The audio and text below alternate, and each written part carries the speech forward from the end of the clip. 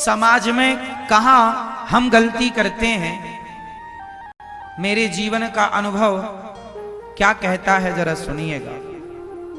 गलतियां कहां करते हैं हम लोग, सुनिए। एक दोस्त, एक आदमी है जिसके 4-6 दोस्त हैं।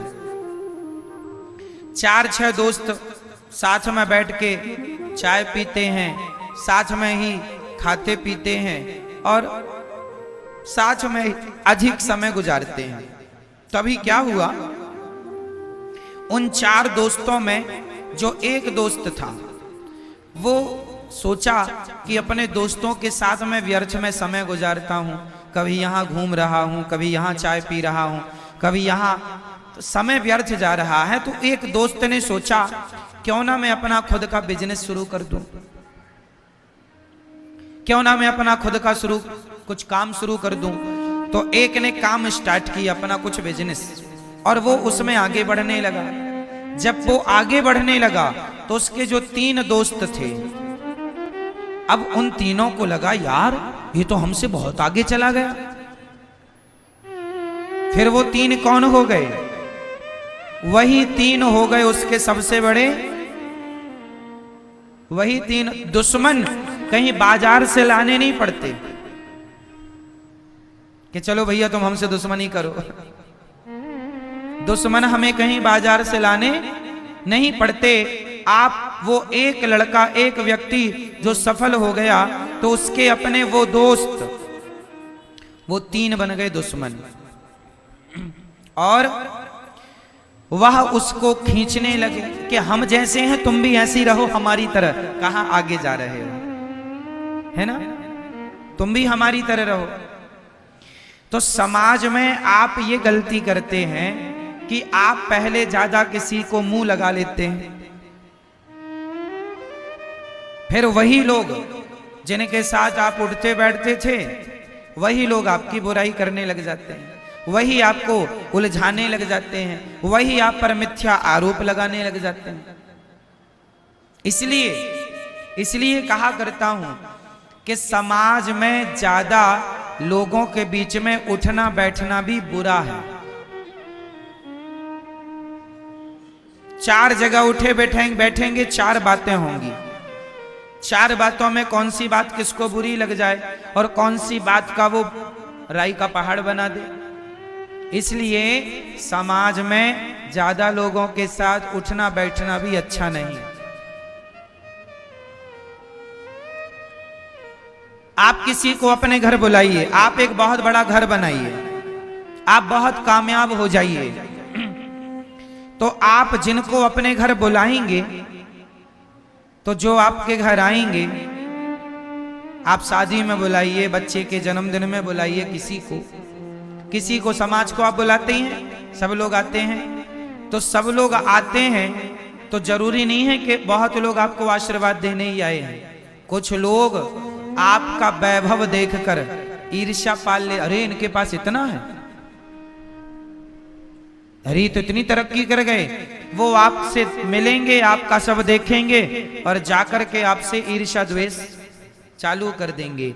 इसलिए ज्यादा लोग उनके साथ उठो बैठो जो सदा भगवान की चर्चा करें, सत्संग किया करो, सत्संग में उठो बैठो, व्यर्थ की प्रपंच पंचायत में ना उलझें, यही सार है ना। ज्यादा प्रपंच में नहीं उलझना चाहिए किसी को, वरना आपका ही नुकसान है, आपके समय का ही नुकसान है। एक गांव का एक आदमी शहर चला गया और शहर जाकर उसने पहली बार लालटेन लेकर के आया। क्या लाया, जब लालटेन शुरू चला था तो लालटेन का भी एक क्रेज था। लालटेन जानते हैं आप लोग, लालटेन लेके आया। अब उसने अपने आंगन में लालटेन जलाया, और लालटेन ऐसा होता है कि आंगन में हवा चलती रहे तो भी जलता रहे, क्योंकि कांच का सपोर्ट रहता है उससे। क्यों? अब वो लाया, अब सारे गांव के लोग आए, भैया ये क्या चीज ले आए तुम, हमारा दिया तो हवा में बुझ जाता है, तुम्हारा बुझ नहीं रहा है। अब सारे गांव वाले देखने आए उसकी लालटेन।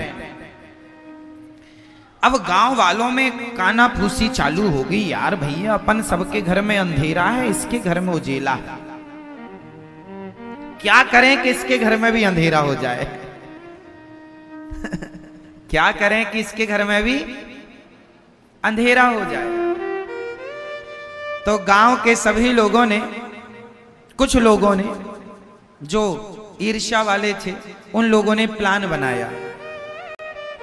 उन लोगों ने कहा या तो इसका लालटेन हम लोग फोड़ दें, या अच्छा बताइए,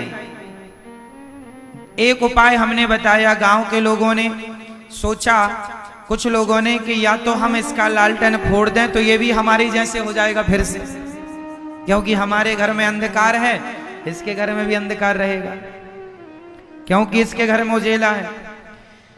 या तो एक उपाय ये है कि इसका लालटेन फोड़ दिया जाए, या दूसरा उपाय ये है, अब बताओ दूसरा उपाय क्या है, आप लोग बताओ दूसरा उपाय क्या है, बता दो। दूसरा उपाय ये है, या अपन लोग भी शहर चलें और अपन लोग भी एक एक लालटेन लेके आए और अपने घर को भी रोशन कर लें, या तो अपन अपने घर को भी रोशनी से भर लें, या तो इसका भी लालटेन तोड़ डालें। कौन सा उपाय अच्छा है? कि उसका भी घर प्रकाश से भरा रहे और अपना घर भी प्रकाश से भर जाए, रोशनी से भर जाए। इसके लिए क्या करना पड़ेगा? उसकी तरह उसकी टांग पकड़ के खींचने समाधान नहीं है, उसका लालटेन तोड़ देना समाधान नहीं है। आप अपने आप को भी इतना कामयाब बना लो कि आपके घर भी एक लालटेन आए और आपका भी घर प्रकाश से भर जाए। तो जीवन में ये सबक हमें लेना सीखना चाहिए कि हम दूसरों को देखकर जलना बंद करें और अपने को भी उसकी तरह कामयाब बनाएं। अपने को भी हम उसकी तरह कामयाब बनाएं, ना कि उसका पांव पकड़ के खींचे। तो ये सिद्धांत जीवन में आप सब लोगों के काम आएंगे, आपके बच्चों के काम आएंगे।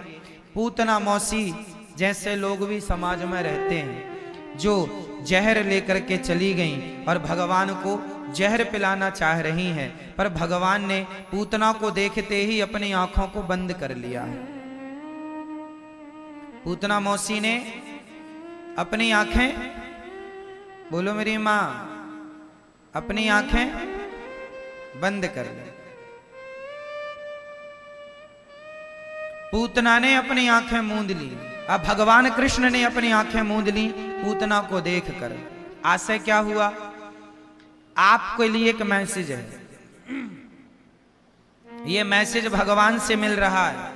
भगवान श्री कृष्ण कहना चाहते हैं कि जो लोग आपके लिए जहर लेकर खड़े हों, जो लोग सदा आप के लिए बुरा सोचते हो, ऐसे लोगों को देखकर नेत्र बंद कर लो और ऐसे लोगों से सदा दूरी बना करके रखो।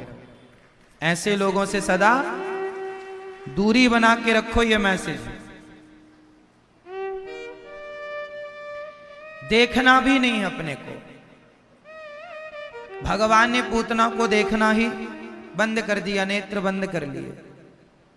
देखना भी नहीं चाहिए ऐसे लोगों को जिनके मुख में तो राम राम है, बगल में छुरी है। ऐसे लोगों को देखना नहीं चाहिए। आप लोग भी अच्छे लोगों से दोस्ती करना सीखिए, ऐसे लोगों से बचिए। अच्छा, जो आदमी किसी के लिए भी कपट रखता हो, उस आदमी से आप दोस्ती मत कीजिए, क्योंकि वो आदमी जिसके अंदर कपट आज किसी और के लिए है, कल आपके लिए भी तो कपट रख सकता है। ऐसे लोगों से दूरी बनाइए जिनके अंदर कपट हो, जिनका हृदय निष्कपट भाव, जो निष्कपट हैं, जो सच्चे हैं, सीधे हैं, सरल हैं, सहज हैं, ऐसे लोगों से दोस्ती करना सीखिए। भोले हैं, जो अंदर बाहर एक से हैं। भगवान कृष्ण ने नेत्र बंद कर लिए। हम देखना भी ठीक नहीं समझते, क्योंकि पूतना का तन सुंदर है, मन सुंदर नहीं। देखो मैसेज है ये आपके लिए, है ना।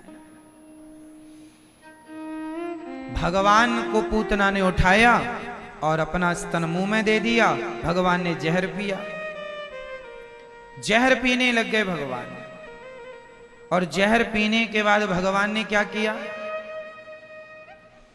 थोड़ा दूध था, दूध पीने लग गए।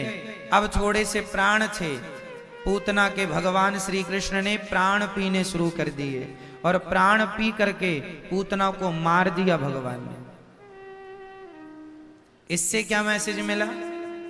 ये कथा ये कहती है कि जीवन में हमें या तो ऐसे लोगों से दूरी बना लेनी चाहिए, दुष्टों से, है ना, या फिर जब वो आपने आंख बंद कर ली, आप, भगवान ने तो पूतना को देखा नहीं, पर पूतना फिर भी पास आ रही है और फिर भी पंगा ले रही है, तो आप अपने आप को इतना स्ट्रांग बनाइए कि आप पहले तो दुष्टों को इग्नोर करें, पर फिर भी वो आपके पास आए तो आप इतने मजबूती से उनके सामने खड़े होइए कि आपसे डरकर वो सदा सदा के लिए चले जाएं, है ना।